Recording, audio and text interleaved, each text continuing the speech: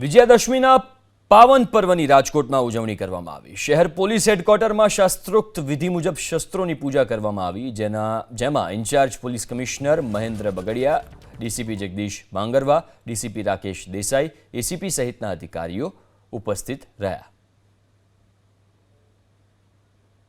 દશેરાનો તહેવાર સાથોસાથ આપણા ગુજરાતના પૂર્ણતા પુત્ર અને રાષ્ટ્રપિતા એવા મહાત્મા ગાંધીજીનો જન્મદિવસ પણ છે।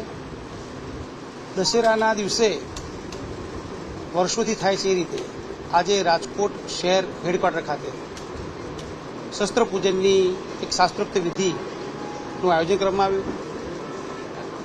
એ શસ્ત્ર પૂજન in charge police commissioner Shri Bagadiya સાહેબના વરદ હસ્તે રાખવામાં આવ્યું હતું।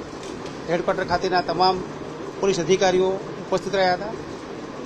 સાથોસાથ અમારા આમંત્રણને માન આપીને આ શસ્ત્ર પૂજનમાં હાજર રહેલ તમામ રાજકોટ શહેરના મીડિયા મિત્રોનું પણ હું અભિવાદન કરું છું અને દશેરાના દિવસે એવી પરમ પૂજા પિતા પરમાત્માને પ્રાર્થના કરું છું કે રાજકોટ શહેર સાથોસાથ ભારત વર્ષમાં શાંતિ અને સલામતી બની રહે।